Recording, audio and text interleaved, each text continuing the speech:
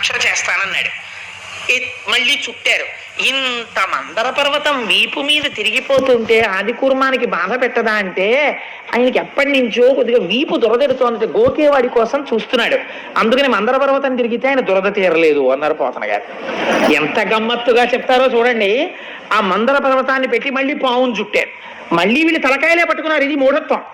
తలకాయలు అట్టుకున్నారు, వాళ్ళు తోకట్టుకున్నారు. మళ్ళీ మొదలెట్టండి అన్నారు. మళ్ళీ ఇద్దరు మళ్ళీ మొదలు పెట్టారు. ఈసారి మళ్ళీ సంతోషం ఎక్కువైపోయింది. ఎందుకంటే ఇప్పుడు ఇంక టాలెంట్ ఎక్కర్లేదు, కింద ఆది కూర్మ ఉంది, మందరగిరిని తిప్పేస్తే చాలు. ఎంత సంతోషం వచ్చేసిందో. వచ్చేసి పెద్ద పెద్ద అరుపులు మొదలెట్టారు. తిప్పండి అంటే భుజాలు తరుచుకుంటున్నారు, పేర్లు చెప్పుకుంటున్నారు, బిరుదులు చెప్పుకుంటున్నారు. ఇటువైపు బలి చక్రవర్తి ఉన్నాడు, ఇటువైపు విరోచనుడు పుట్టబోతున్నాడు, మేము ప్రహ్లాదుడి వంశంలో వాళ్ళం అంటున్నారు. పేర్లు చెప్తున్నారు, పెద్ద చప్పుళ్ళు చేస్తున్నారు, అల్లర్లు చేస్తున్నారు, పరిగెడుతున్నారు. ఇటు వాళ్ళు ఇటు పరిగెడుతున్నారు, అటు వాళ్ళు అటు పరిగెడుతున్నారు. ఇటు పరుగు అటు పరుగు, ఇటు పరుగు అటు పరుగు. భూమి అదిరిపోతోంది. ఈ పాల సముద్రాన్ని చిలికేస్తుంటే మొత్తం సముద్రం అంతా పైకి లేస్తోంది, కింద పడుతున్నాయి కెరటాలు. అడుగున ఉన్నటువంటి అనేకమైనటువంటి జీవరాశులు కల్లోల పడిపోతున్నాయి. తిమింగలాలు కూడా ఆ మందరగిరి తిరుగుతున్నప్పుడు దాని అంచులు తగిలి, దెబ్బలు తగిలి అటు ఇటు నోళ్లు తెరుచుకుని తిరుగుతున్నాయి. సిద్ధులు, చారణులు, యక్షులు, గంధర్వులు, కిన్నెరులు, కింపురుషులు, దేవతలు ఆకాశంలో నిలబడిపోయారు. ఏమాశ్చర్యం! వాసుకుని తాడుగా పట్టుకుని శ్రీమన్నారాయణుడు కూడా చిలుకుతున్నాడు అని ఆకాశం అంతా నిలబడి చూస్తున్నారు. ఏమిటని? ఈ చప్పుడు ఎంత దూరం వచ్చిందో తెలుసా అండి? ఒక్కొక్క ఫ్యాక్టరీలో ఒక్కొక్కసారి వచ్చిన శబ్దానికి ఊరు ఉలిక్కి పడిపోతుందే. అలా ఈ మందర పర్వతం తిరుగుతుంటే ఆ పాలవెల్లి లోపల అప్పటికప్పటికి మందరాగము తిరుగన్ చప్పుడు నిండెన జాండము చప్పెడిదే మధుని చెవులు చిందరగొనియన్. ఎక్కడో సత్యలోకంలో భావసమాధిలో ఉన్నాడు చతుర్ముఖ బ్రహ్మగారు. ఈ చప్పుడు ఆయన చెవుల్లో పడి ఆయన బహిర్ముఖుడయ్యాడు. కమండలం పట్టుకుని సత్యలోకంలోంచి బయటికి వచ్చాడు. ఏమిట్రా ఈ అల్లరి, ఏమిటి చప్పుడు అన్నాడు. స్వామి ఆశ్చర్యం, పాలసముద్రం చిలుకుతున్నారు చూడండి, నారాయణుడు కూడా ఉన్నారన్నారు. ఆయన కూడా పైనుంచి కిందకి చూస్తున్నారు. పాలసముద్రం చిలుకుతుంటే హోరెత్తిపోతోంది. చిత్రం ఏమిటో తెలుసా అండి? చిలికేసేటప్పుడు ఎంత సరదాగా ఉందో. ఇంతకు ముందు ఎప్పుడు చెయ్యని పని కదా, ఇలా పరిగెత్తడం, అలా పరిగెత్తడం, ఈ పావట్టుకు తిప్పేస్తుండడం. కింద ఆది కూర్మ ఉంది, వీళ్ళకి తెలియట్లేదు, తిరిగేస్తోంది మందర పర్వతం. మంచి సంతోషంగా పరిగెడుతున్నారు. ఈ తిప్పడంలో ఆలోల జలధి లోపల నాలో నహి విడిచి సురల బర్రపన్ గీలా కోలాహలమున హాలాహల విషము పుట్టె అవనీనాథ. ఆయన చెప్పేశాడు, హాలాహలం ముందు పుట్టుకొచ్చింది, అమృతం రాలేదు. అది ఒక్కసారి పాలసముద్రం మించి పైకి లేచింది. ప్రళయకాలంలో పుట్టే అగ్నిహోత్రం ఎలా ఉందో అలా ఉంది, వెంట తరుగుతోంది. ఈ దేవతలు, రాక్షసులు వాసుకుని వదిలిపెట్టేశారు. చతుర్ముఖ బ్రహ్మగారు సత్యలోకంలో ఉన్నవాడు, ఆయన కూడా పరుగు మొదలెట్టాడు. ఆయన శ్రీమన్నారాయణుడు రక్షించడం కోసం వాళ్ళతోనే ఉన్నాడండి పరమాత్మ. అందరూ కలిసి పరిగెత్తారు. ఎక్కడికి పరిగెత్తాలి? ఇప్పుడు ఎవరు రక్షిస్తాడు? పర్వతాలు కాలిపోతున్నాయి, గుహలు కాలిపోతున్నాయి, మనుషులు కాలిపోతున్నారు, సిద్ధుల విమానాలు కింద పడిపోతున్నాయి, లోకాలన్నీ అగ్నిహోత్రం ప్రబలిపోతోంది, అరణ్యములు దహించుకుపోతున్నాయి, ప్రాణులు మాడిపోతున్నారు. శని కైలాసముజొచ్చి శంకరుడి వాసద్వారముంజేరి ఈశుని దవ్వారికు లడ్డు పడ్డ తలమంచుంజొచ్చి కుయ్యో మొర్రో విను మాలింపుము చిత్తగింపుము దయం వీక్షింపు మంచంబుజానన ముఖ్యల్కని రక్తరక్షణ కళ సంరంభునిన్ శంభునిన్ అంటారు పోతన గారు. పరిగెత్తి కైలాస పర్వతం మీద ఉన్నటువంటి పరమశివుని యొక్క అంతఃపురం దగ్గరికి వెళ్ళి దవ్వారికు లడ్డు పడ్డా. ఏమిటి ఇంతమంది పరిగెత్తుకొచ్చి లోపలికి వెళ్ళిపోతున్నారు? వెళ్ళకూడదని శూలాలు అడ్డెట్టారు. ఉండవా బాబు, వెనకాల హాలాహలం తరుగుకొచ్చేస్తుంది. అలా శూలాలు తోసేసి లోపలికి వెళ్ళి ఇంకా లోపల గదిలోకి వెళ్ళకూడదని అక్కడే నిలబడి కుయ్యో మొర్రో విను మాలింపుము చిత్తగింపుము దయన్ వీక్షింపుమం చంబుజానన ముఖ్యుల్. పోతన గారు లైవ్ టెలికాస్ట్ అండి, ఘంటం పరిగెడుతోంది కానీ ఇక్కడ దర్శనం చేస్తూ ఆ ఘంటం వెళ్ళిపోతోంది, ఆంధ్రీకరణ. అలాంటప్పుడు అయా మహానుభావ, సాంబ సదాశివ, శంభో మహాదేవ ఇలాంటి స్తోత్రాలు చేయరు. ఓయమ్మో వచ్చేస్తోంది అగ్నిహోత్రం, బాబోయ్ స్వామి రండి రండి అంటారు. అందుని కుయ్యో మొర్రో తెలుగు మాటలు యథాతథంగా వేశారు పోతన గారు. విను మాలింపుము చిత్తగింపుము దయన్ వీక్షింపుమన్ చంబుజానన ముఖ్యుల్. బ్రహ్మాది దేవతలు అరుస్తున్నారు బయట. నిలబడుతుంటే పార్వతీ సహితుడై లోపలున్నాడు స్వామి. విన్నాడు. అయ్యో ఏదో ఆపదొచ్చినట్లుంది పార్వతి అని గబగబ గబగబా బయటకు వచ్చేసాడు స్వామి. వాళ్ళు వచ్చేసారు. ఇప్పుడు కూర్చోండి లోపల నుంచి కుర్చీలు పెట్టరా, చాలా మంది వచ్చేసారు. లేకపోతే అలా సప్లై ఆఫీస్కి వెళ్ళి 4 కుర్చీలు ఎట్రా, లేకపోతే నా తపశ్శక్తితో 4 మంటపాలు నిర్మిస్తాను అందరూ. ముందు వాళ్ళందరూ ఇలా చెమటలతో చేసుకుని బాబాయ్ స్వామి వచ్చారు, చెప్పండి అన్నారు. ఏమొచ్చిందిరా మీ అందరికీ, ఏమైంది అన్నాడు స్వామి. అంటే వీళ్ళకి మాత్రం ఇంకా లౌకిక బుద్ధి పోలేదు. ఎంత తెలివితేటలుగా మాట్లాడతారో చూడండి. స్వామి పాలసముద్రం చిలికాం, ఎప్పుడు బతికుండిపోదామని, అందులోంచి హాలాహలం వచ్చింది, మీరు గుచ్చేసుకోండి అంటే కోపడతాడేమోనని. మరి ఆయన అంటే మాటలేంటి, జగత పితరౌ వందే పార్వతీ పరమేశ్వరౌ, మొత్తం విశ్వానికి తండ్రి. అందుకని ఆయన దగ్గరికి వెళ్ళి భూతేశ భూతాత్మ భూతభావన రూప దేవ మహాదేవ దేవవంద్య, ఈ లోకములకెల్ల ఈశ్వరుండవు నీవు, బంధమోక్షములకు ప్రభుడవీవు, శక్తియుతుడవీవు, శబ్ద యోనివీవు, జగదంతరత్నవీవు, ప్రాణమరయ అఖిలమునకును.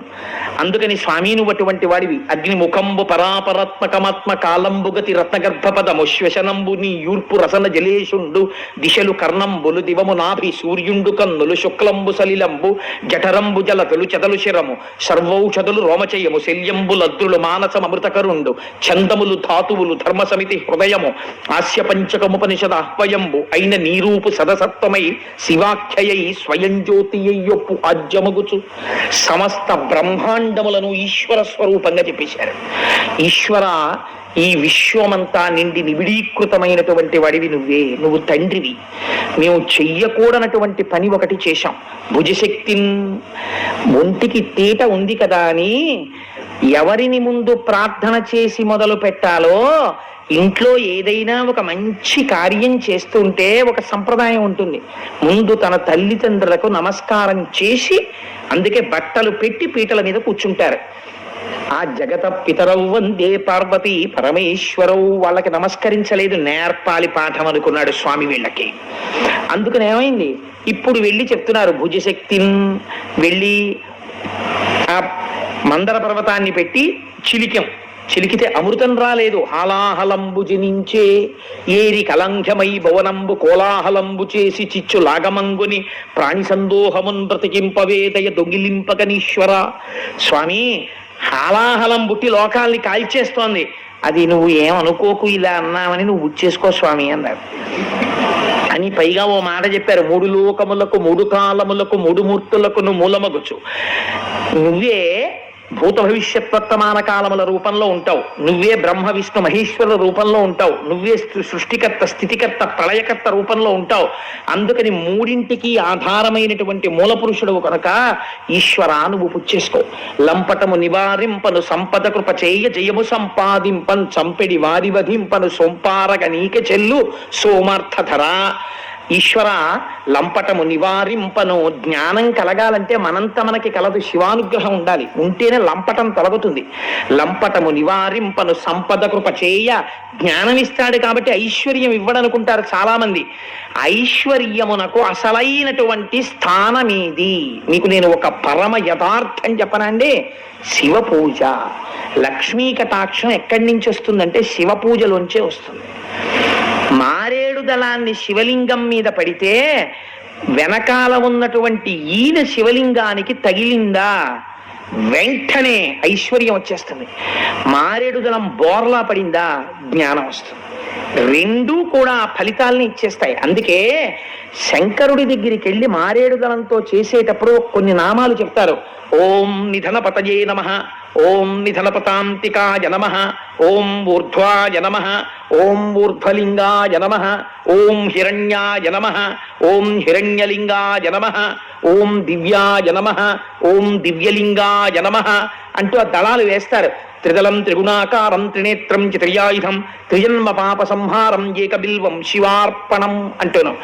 అందుకని వాళ్ళు ఇప్పుడు మారేడు దళాలతో పూజ చేసేస్తున్నారు 3 గురించి చెప్తూ. అందుకని 3 మూర్తులకును 3 లోకములకు 3 కాలములకు మూలమగుచు భేదమగుచు తుదిక భేదమయ్యొప్పారు బ్రహ్మమనగ నీవే పాలనయన. నీ అనుగ్రహం లేనంత కాలం మనిషి ఎంతసేపు నేను విష్ణు భక్తుండని శివుణ్ణి ద్వేషించడమో, శివభక్తుండని విష్ణువుని ద్వేషించడమో చేస్తాడు. ఎప్పుడు శివానుగ్రహం కలుగుతుందో అప్పుడు ఉన్నవి మూడు లేవు, ఒక్కటే ఉంది, మూడుగా కనపడుతోందని జ్ఞానం వస్తుంది. అందుకని పాలనయమా, మూడవ కన్నున్నవాడా నువ్వు ఆ జ్ఞానం ఇవ్వాలి. ఈశ్వర నువ్వు మాత్రమే మమ్మల్ని రక్షించాలి, ఈ హాలాహలాన్ని నువ్వు పుచ్చుకో అన్నారు. అందుకని శంకరుణ్ణి లోకములకు తండ్రి అని పిలిచారు. తండ్రికి ఒక లక్షణం ఉంటుంది. కొడుకు ఐశ్వర్యం ఉన్నప్పుడు తండ్రి గుర్తు రాకపోవచ్చు కొడుక్కి, కానీ తండ్రికి కొడుకు ఎప్పుడు జ్ఞాపకం ఉంటాడో తెలుసా అండి? కొడుకు సుఖపడితే తండ్రి తాను సుఖపడకపోయినా ఆనందిస్తాడు. వాడు ఏసీలో ఉన్నాడు, వాడు కారులో ఉన్నాడు, వాడు సంతోషంగా ఉన్నాడు, వాడు ఆరోగ్యంగా ఉన్నాడంటే ఇక్కడ తండ్రి ఓ పెంకుటింట్లో ఉన్నా, ఓ డాబా ఇంట్లో ఉన్నా, పోన్లే నా కొడుకులు సుఖంగా ఉన్నారు, నా కోడళ్ళు సుఖంగా ఉన్నారు, నా కూతుళ్ళు సుఖంగా ఉన్నారు, అల్లుళ్ళు సుఖంగా ఉన్నారు అంటాడు. కొడుక్కి ఆపదొచ్చి తనకి ఆరోగ్యంగా ఉన్నా సరే వెంటనే కళ్ళంబట నీళ్లు పెట్టుకుని నా కొడుక్కి అయ్యో ఆపదొచ్చిందని ఒక్కనాడు తన దగ్గరికి రాని వాడి దగ్గరికి తాను పరిగెడతాడు. తండ్రికి ఈ లక్షణం ఉంటుంది, కొడుకు సంతోషంగా ఉండాలని కోరుకుంటాడు. ఇది తండ్రి అయినటువంటి శంకరుడు ఎందుకు చూపిస్తున్నారు పోతన గారు. ఎవరికీ అక్కర్లేని హలాహలాన్ని శంకరుడు గుచ్చుకుంటే మరి ఆయనకి రాదండి ప్రమాదం. ఇప్పుడు ఆయనకి ప్రమాదం వస్తే బాధపడే వాళ్ళు ప్రపంచం మొత్తం మీద ఎవరు కనపడుతున్నారు చెప్పండి నాకు? ఒక్క పార్వతీదేవే కనపడుతోంది. మిగిలిన వాళ్ళందరూ అయ్యా మీరు బుచ్చేసుకోండి, మీరు బుచ్చేసుకోండి, మీరు బుచ్చేసుకోండి అనేవాళ్ళే. నాన్నగారు మీరు విఆర్ఎస్ పెట్టేసేయండి, నాన్నగారు మీరు ఎలాగో అలా విఆర్ఎస్ పెట్టేస్తే కొంత వస్తుంది కదా, డబ్బులు పట్టుకుని నేను అమెరికా వెళ్ళిపోతాను, అమెరికా వెళ్ళిపోయి సెటిల్ అయిపోయిన తర్వాత నెలకి 3 లక్షలు వచ్చేస్తుంది నాకు, ఒక్క 5 ఏళ్ళు చేశానా నాన్నగారండి మీకు పాలరాతి భవనం కట్టేస్తాను, 5 కార్లు కొంటానంటాడు. ఎవరు నమ్మాడు? తండ్రిని కొడుకులును కోడళ్ళు ఇలా అడుగుతుంటే అమ్మో ఈయన వృద్ధాప్యం ఎలా విడుతుందో ఏమిటో అని బెంగ పెట్టుకుని ఇది వింటూ ఉండేది భార్య ఒక్కతే. ఈ నిర్ణయం చెప్పేటప్పుడు ఆయన మాత్రం ఆవిడ దగ్గరికి వెళ్ళి ఏమే ఇలా అడుగుతున్నారు చైనా అన్న మాట అడుగుతాడు ఆవిడ్ని. లోకమంతా ఒకలా ఉన్నా తన భార్యతో భర్త ఎలా ఉండాలో, ఎలా ఉంటే తల్లిదండ్రులు అనిపించుకుంటారో చూపిస్తున్నారు పోతన గారు. నేనండి మా ఆవిడికేం చెప్పను, నేనే చేస్తాను అన్నీని అన్నవాడు ధూర్తుడు.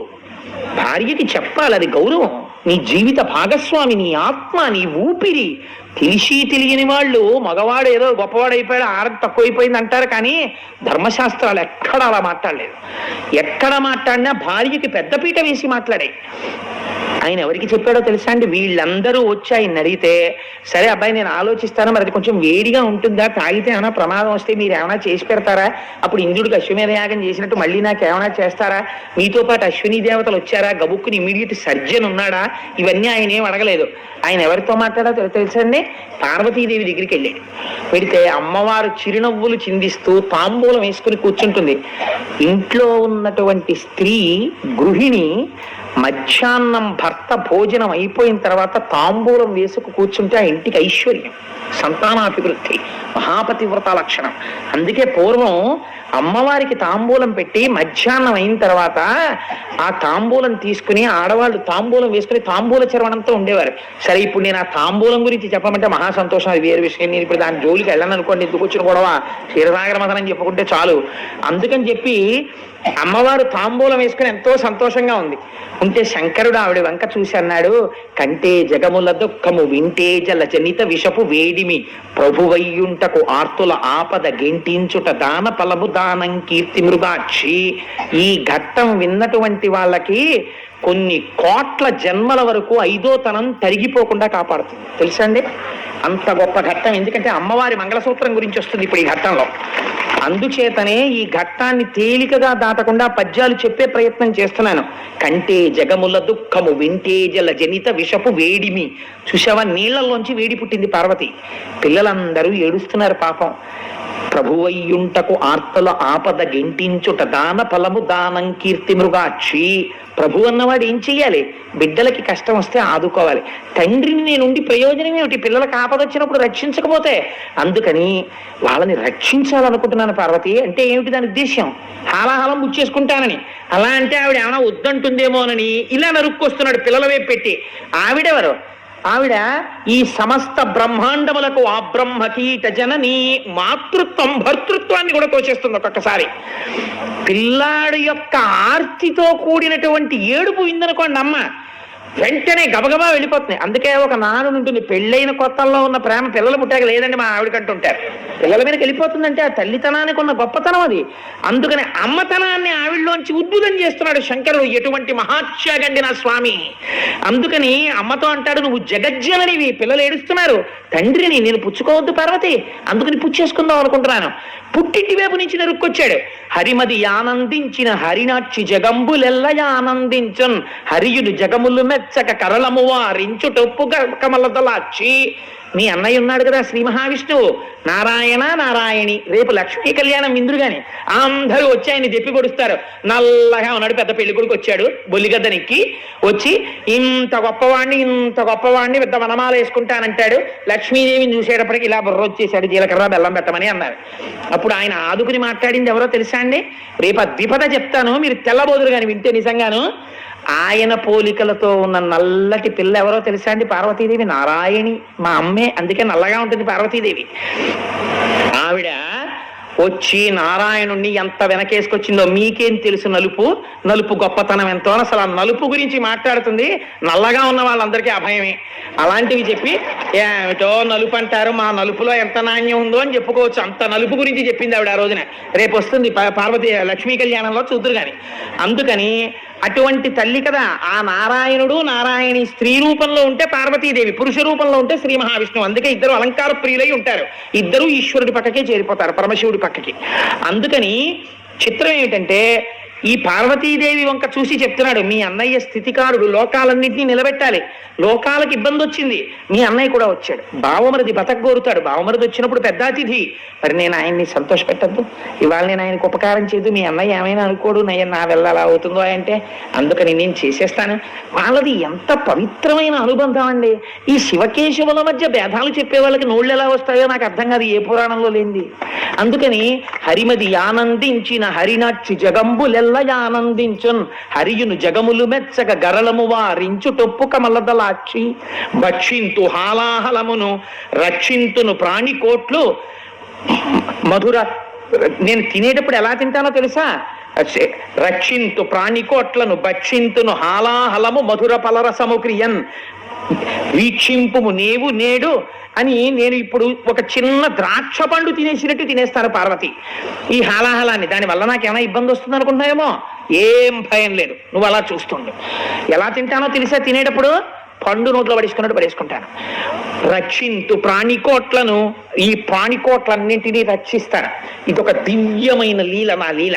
ఈ లీల చూసి మనసులో అనుభవించిన వాడికి రక్షణ. అందుకని నాకు ఇప్పుడు కొత్త బిరుదునామం వస్తుంది. నువ్వేం చేస్తావో తెలుసా? హాయిగా అలా కూర్చుని వీక్షింపుము నీవు నేడు వికచాబ్జముఖి, ఇంత మాత్రం బెంగెట్టుకోక మా ఆయనకి ఏమవుతుందోనని అని చక్కగా సంతోషంగా అలా చూడు, నేను ఎలా తినేస్తానో చూద్దుగలిగి అన్నాడు. అంటే ఆవిడంది, సరే మీకు ఎలా ఇష్టమైతే అలా చేయండి.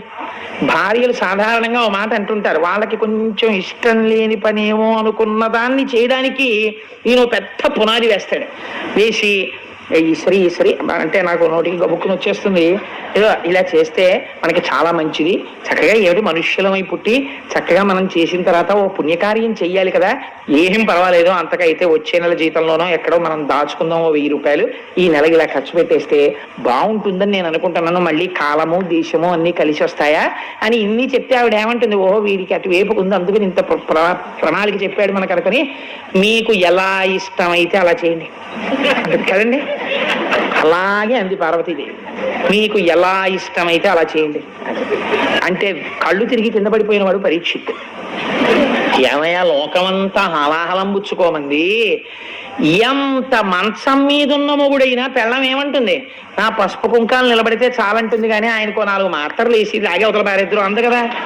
అలాంటిది ఆయన థమ్సప్ పుచ్చుకుంటున్నాడా, కోకోకోలా పుచ్చుకుంటున్నాడా, హాలాహలం పుచ్చుకుంటున్నాడు. ఆవిడ చూస్తే లోకములకంతటికీ పెద్ద ఇల్లాలు, పెద్దింటమ్మ అని పేరు, పసుపు కుంకాలకి సంబంధించిన విషయం, భర్తని హాలాహలం పుచ్చుకోమని ఎలా ఒప్పుకుందయ్యా పార్వతీదేవి అన్నాడు.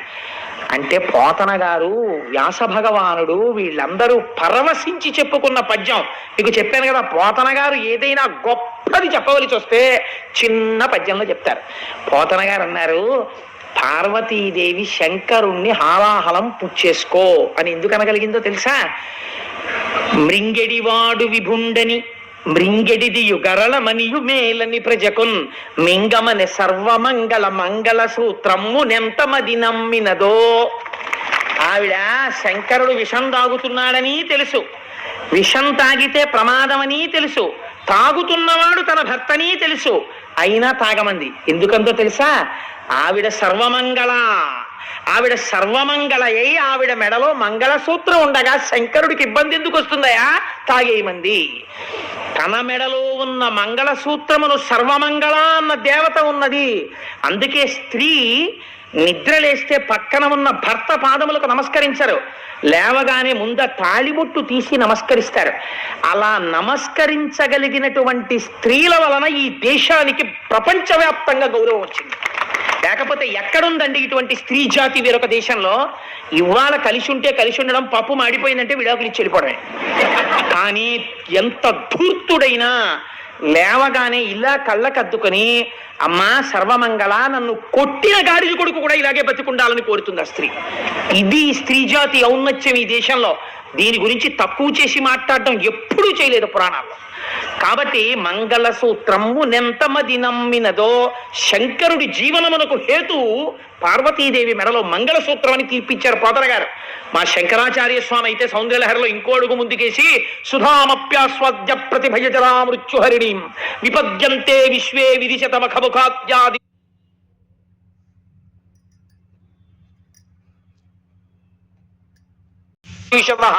కరాళం యక్షేళం కబలతవ తక్కాల కలనా నశంభోస్తన్మూలం తవ జనని తాటంక మహిమా అన్నారు. అమ్మా ఆనాడు శంకరుడు ఏమిటో వెళ్ళాడు, హాలాహలం మింగేశాడని తెలియక వీళ్ళందరూ చెప్పుకుంటారు. ఆయన గొప్పే ఉందమ్మా, అలా మింగేశాడంటే కారణం నీ చెవులకు పెట్టుకున్న తాటంకాలమ్మా అన్నారు. ఆడదాని సౌభాగ్య వస్తువుల్లో చెవులకు పెట్టుకునేటటువంటి ఆభరణాలు ఒకటి. ఎట్టి పరిస్థితులలో భర్తకి చెవికి ఆభరణం లేకుండా కనపడకూడదు స్త్రీ. ఏ కారణం చేతనైనా తాటంకములను తీయవలసి వస్తే ఏవి పడితే అవి చెవిలో పెట్టుకుని ఉండడానికి వీలు లేదు. అది గండకాలమైతే భర్తకి తీసుకొచ్చేస్తుంది మృత్యువుని. ఏవి పెట్టుకోవాలి? 4 తాటాకులు తెప్పించుకుని చీల్చుకుని, అందుకే అమ్మవారికి సౌభాగ్యదాయిని అని పేరు. ప్రపంచంలో 8 ఉన్నాయి సౌభాగ్య వస్తువులు. వీటిని కాలితో తంతే లక్ష్మీదేవి వెళ్ళిపోతుంది. అందులో ఉప్పు ఒకటి. అందుకే ఉప్పొద్దు అని కానీ ఉప్పు తగ్గిందని కానీ భోజనం దగ్గర అనరు. భోజనం అయిపోయిన తర్వాత చెప్తారు ఉప్పు తగ్గిందని. అందుకే ఉప్పు తగ్గిందని ఉప్పు లేదని అనకూడదు కాబట్టి ఉప్పు చివర వేసి వదిలేస్తారు తప్పించి. ఉప్పు అంత మంగళ వస్తువు తెలుసా అండి. అందుచేత ఉప్పు, పెరుగు, అనుములు, తాటి చెట్టు ఇలా కొన్ని ఉన్నాయి. ఆ తాటాకు యందు అమ్మవారి తత్వం ఉంటుంది, సౌభాగ్య వస్తువు. అందుకే తాటంక మహిమ అంటారు. అసలు అప్పుడప్పుడు చెవులో తాటాకు పెట్టుకుంటూ ఉండాలి. పూర్వం తాటాకే పెట్టుకునేవారట, అందుకే తాటంక మహిమ అంటారు. తాళి అన్నది కూడా తాళ. పూర్వం తాటాకు కట్టించేవారు మంగళసూత్రంలో. నాకు అప్పుడప్పుడు కోరిక అనిపిస్తూ ఉంటుంది, ఉన్నది ఒక్కతే కూతురు కదా, కొడుకును. అందుకని నా కూతురు పెళ్లికి వీలైతే మగ పెళ్లి వారు అంగీకరిస్తే మంగళసూత్రంలో తాటాకు కూడా కట్టిద్దాం అనుకుంటుంటాను. తవజని తాళ కదా, అది కదా సౌభాగ్య వస్తువు అని. అందుచేత ఆ తాటి ఆకు ముక్క చెవిలో పెట్టుకుని ఆభరణాన్ని తీయాలి తప్ప అలా ఎప్పుడు పడితే అప్పుడు చెవికి ఉన్న ఆభరణం తీయకూడదు. ఒకవేళ తీసినా భర్తకి కనపడకూడదు. ఆ చెవికి ఆభరణాలు లేనప్పుడు చెప్పాలి, ఏమంటే మీరు కాసేపు నన్ను చూడకూడదు అని చెప్పాలి. చెప్పి మళ్ళీ ఆభరణం కడుక్కుని మళ్ళీ పెట్టుకున్నాక భర్తని చూడాలి. ఈలోగా గబుక్కుని ఎవరైనా చూస్తారేమో అని తాటాకు పెట్టుకుని ఉండాలి. చెవి ఆభరణానికి మన ధర్మశాస్త్రంలో అంత గొప్ప స్థానం ఉంది. అది భర్త ప్రాణాన్ని నిలబెడుతుంది చెవి తాటంకం. సరే, అందుచేత అమ్మ మంగళసూత్రము నెంతమది నమ్మినదో. ఆ తల్లి మంగళసూత్ర మహాత్యమయ్యా. తన చుట్టూంచుర సంఘముల్ జయ జయద్ధానంబులన్ బొబ్బిడన్ ఘనగంభీరవంబుతో శివుడు లోకద్రోహి ఉంపోకు రమ్మని కింగేల తమల్చి కూర్చి కటిగానంకించి జంబూపలంబున సర్వంకచమన్ మహావిషము నాహారించి హేలాగతిన్.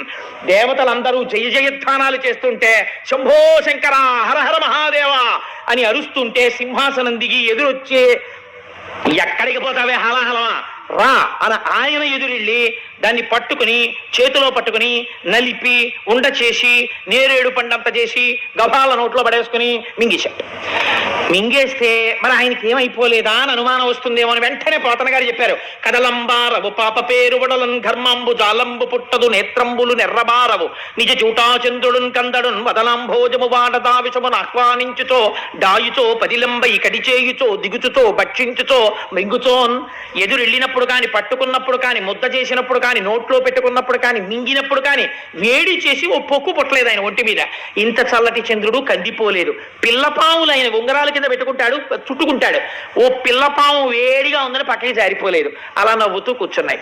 ఆయనకి ఒంటి మీద ఓ పొక్కు ఎక్కలేదు, ఓ వేడి చేయలేదు. అలా చల్లటి చూపులతో అలాగే ఉన్నాడు. శంకరుడి పాదములను నమ్ముకున్నవాడు కూడా హాలాహలం లాంటి కష్టం వచ్చినా అలాగే ఉంటాడు చల్లగా. నా స్వామి పాదములు పట్టి ఉన్నాడు కాబట్టి వాడికి బెంగ ఉండదు. అందుచేత కానీ హరుడు గలమునందు హాలాహలము పెట్ట కప్పు కలిగి త్వరని కడుపు నొప్పి అని సాధురక్షణం సజ్జనులకు నిన్న భూషణంబు కాదే భూవరీంద్ర అంటారు పోతన గారు. ఆయన నోట్లో పెట్టుకుని మింగుదాం అనుకున్నట్ట, ఇక్కడ దాకా వెళ్ళింది కంఠంలోకి. ఉదరము లోకంబులకును సదనంబకు టెరిగి చటుల విషాగ్నిన్ కుదురుకొనే కంఠబిలమున పదిలంబుగా నిలిపే సూక్ష్మఫల రసము క్రియన్. తీరం మింగేద్దాం అనుకుంటే అయ్యో కడుపు నిండా అధోలోకాలు ఉన్నాయి, పైన ఊర్ధ్వలోకాలు ఉన్నాయి. మింగేస్తే అధోలోకాలు కాలిపోతాయని మింగలేదుట, కక్కితే ఊర్ధ్వలోకాలు పోతాయి. పైకి వదలలేదు, కిందకి వదలలేదు. ఈ కంఠంలో పెట్టుకున్నట్టే. పెట్టుకుంటేట చాలా సంతోషించింది. ఎవరో తెలుసా అండి? పార్వతీదేవి. ఎందుకోటో తెలుసా? భాగవతంలో లేరు కానీ నేను కలిపి చెప్తున్నాను. శంకరుడు మహాజ్ఞాని, తెల్లగా మెరిసిపోతుంటాడు. అసలు ప్రపంచంలో అందం ఎవరిదో తెలుసా అండి? శంకరుడిది. లింగ పురాణంలో చెప్తారు శివుడి అందం అంటే ఎలా ఉంటుందో. సామాన్యమైన అందం కాదైంది. అప్రాకృత శరీరం తం అతిమన్మథరూపిణం ఘృతరీతి ఘనీభూతం సచ్చిదానంద విగ్రహం. అలా ఉంటాడు ఆయన. పేరుకున్న నెయ్యిలో ఉంటాడు, అంత తెల్లగా. అటువంటి మహాత్ముడు, మహాజ్ఞాని. మెళ్ళో ఓ పూసల గొలుసు కూడా వేసుకోడు, బంగారంది. పార్వతీదేవో సమస్త ఐశ్వర్యములకు ఆటపట్టు. అమ్మవారికి కోరికుండేదట, మా ఆయన కూడా చక్కగా ఏమైనా నీల పతకం ఉన్న గొలుసు వేసుకుంటే ఎప్పుడైనా అలా ఉత్తరీయం వేసి కూర్చుంటే, తెల్లటి గుండెల మీద నీలం పతకంతో గొలుసు వేసి కూర్చుంటే ఎంత బాగుంటాడో అనుకునేదిటే. ఎప్పుడైనా వెళ్ళి ఏమండి ఈ పండక్కి అక్కర్లేదు, ఈ పావులు చాలు అనేవాడు. నాగభూషణుడు. అందుకని చంద్రోద్భాసిత శేఖరే స్మరహరే గంగాధరే శంకరే సర్పైర్భూషిత కంఠకర్ణ వివరే నేత్రోద్ధ వైశ్వానరే దంతిత్తకృత సుందరాంబరధరే త్రైలోక్య సారే హరే మోక్షార్థం కురుచిత్త వృత్తి మమలాం అంతైస్తు కింకర్మభిహి అంటారు శంకర భగవత్పాదులు. ఆయన చేసిన లీలల వల్ల ఆయనకి ఆభరణాలు వచ్చాయి. అందుకని నాగాభరణుడు ఆయన. అందుకని ఆయన ఏం పుచ్చుకోడు. కానీ ఇవాళ కంఠంలో నీలంగా ఉండిపోయిందిట ఆ విషం. ఉండిపోతే పార్వతీదేవి అనుకుందిట, అబ్బాయి నాళ్ళకి నీలమణి పెట్టుకుంటే కంఠం నీలంగా కాంతి పడి ఎలా ఉంటుందో మా ఆయన అలా ఉన్నాడని పొంగిపోయిందిట. లోకం పొంగిపోయిందిట. కడుపులోకి తీసుకోలేదు, బయటికి వదలలేదు, కంఠంలో పెట్టుకున్నాడని లోకం పొంగిపోయిందిట. అప్పటి నుంచి ఆయనకు పేరు వచ్చింది, నీలలోహితుడు, నీలగ్రీవుడు అని. ఆయనకి నీలకంఠుడు అని పేరు. నీలకంఠ అని పిలిస్తే చాలట, ఓహో ఎవడో నేను చేసినటువంటి లీల స్మరించి పిలుస్తున్నాడని పొంగిపోతాట. అందుకే హాలాహల భక్షణ కథ హేలాగతి విన్న వ్రాయ నెలమిపటింపన్ వ్యాలానల వృశ్చికముల పాడైచట రెట్టి జనులు భయ విరహితులై. 3 ప్రమాదములు హాలాహల భక్షణం విన్న వాళ్ళకి జరగవు. ఏమిటో తెలుసా అండి? హాలాహల భక్షణం కథ విన్న వాళ్ళకి పాము కరవదు. హాలాహల భక్షణం కథని నమ్మిన వాళ్ళకి తేలు కుట్టదు. మీకు నేను ఆశ్చర్యకరమైన విషయం చెప్పనా? నేను ఒకసారి హాలాహల భక్షణం చదువుకుని ఓ 4 రోజులు పోయిన తర్వాత మా ఆవిడ భోజనానికి పిలిస్తే, ఈ హాలాహల భక్షణం వింటే తేలు కుట్టదన్నారు కదా అని ఏదో ఆలోచిస్తూ, పెద్దాపురంలో మా మామగారి ఇళ్లలో తేళ్లు ఎక్కువ ఉండేవి. నన్ను ఎప్పుడు తేలు కుట్టలేదు ఈశ్వరానుగ్రహం వల్ల. అందుకని ఎప్పుడన్నా కుట్టేస్తుందేమో అని భయం నాకు. అందుకని ఓ రోజు పైన చిడత ఇలా వేస్తూ ఏమిటే అని ఇలా అన్నాను. అని ఇలా చూసేటప్పటికి కరెక్ట్గా గడి ఇలా తిప్పడానికి చెయ్యిలా తిరిగింది, తేలు కొండి ఇలా కొట్టింది. ఈ వేలు ఇలా దాటిపోయింది, కొండి తగిలింది. అంటే ఈ వేలు మీద తగలవలసింది, అంత గురి చూసి కొట్టినా కొండి తగలలేదు, ఆగిపోయింది. మీకు ఆశ్చర్యకరమైన సంఘటన చెప్పనండి. హాలాహల భక్షణమే నన్ను రక్షించిందేమో. నేను సామర్లకోటలో ఉద్యోగం చేసే రోజుల్లో ఒకసారి స్కూటర్ హెడ్ లైట్ వేయడం మర్చిపోయి వచ్చేసాను. వచ్చేస్తే నల్ల త్రాసు తిరుగుతుండేది, రోడ్డుకు అడ్డంగా పడుకుంది. నా వెనక కూర్చున్న ఆయన చూసి ఆవిడ పాము తిరుగుతున్నట్టుందండి అన్నాడు. టక్కన లైట్ వేసాను. లైట్ వేస్తే ఎదురుగుండా పాము. నా ప్రమేయం లేకుండా బ్రేక్ తొక్కేసింది కాలు. స్కూటర్ ఆగిపోయింది. స్కూటర్కు దరిద్రం ఉంటుంది, కాలు తీస్తే బ్రేక్ మించి ఎడంకాలు ఎత్తి స్కూటర్ మీద పెట్టుకుని ఉండడానికి ఉండదు, ఎందుకంటే ఓ కాలు కింద పెట్టి ఉండాలి. ఇలా ఉన్న పాము ఇలా వెనక్కి వచ్చింది తల. అప్పటికి దాని తోకటి ఉంది పొదల్లోకి.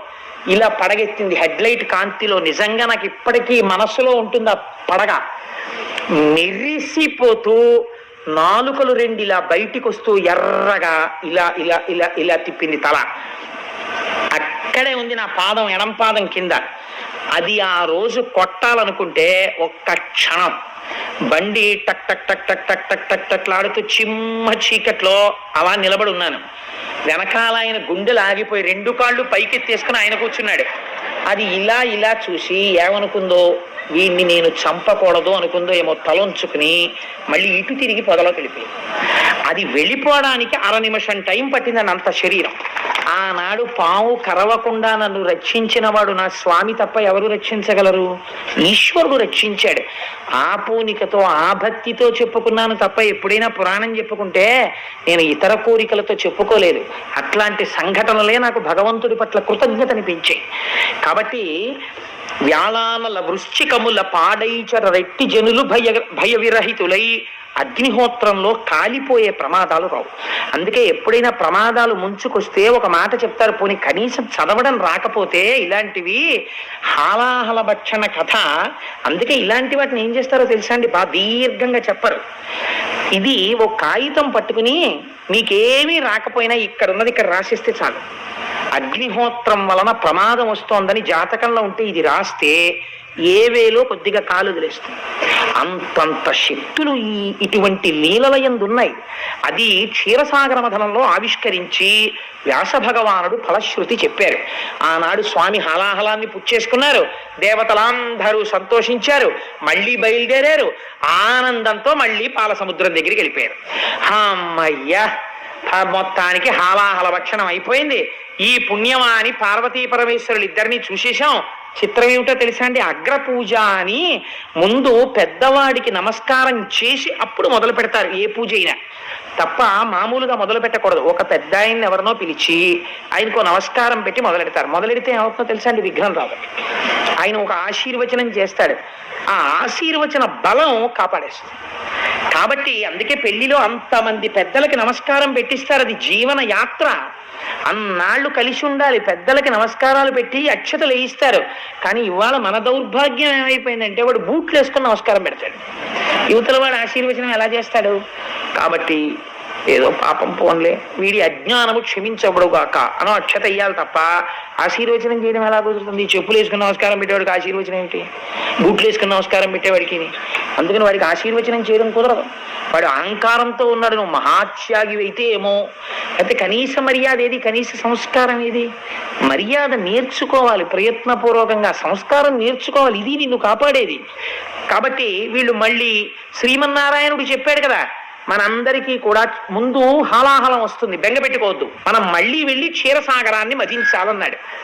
అందుకని అందరూ బయలుదేరి ఇప్పుడు మళ్ళీ వాసుకుని చుట్టి మళ్ళీ క్షీరసాగర మదనం మొదలుపెట్టారు. మొదలుపెట్టి ఉత్సాహంగా, ప్రమాదం వెళ్ళిపోయింది కదా, ఇంకా హాలాహలం వచ్చేసింది, ఇంకా ఏవో వస్తువులు వస్తాయన్నాడు ఆయన.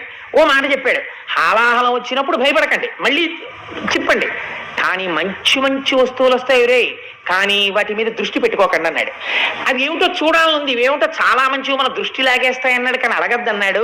కానీ అసలు అవి ఏమిటో చూద్దాం, ఒక్కొక్కటి వస్తాయని సంతోషంగా తిప్పేస్తున్నారు పాల సముద్రం వంక చూస్తూ.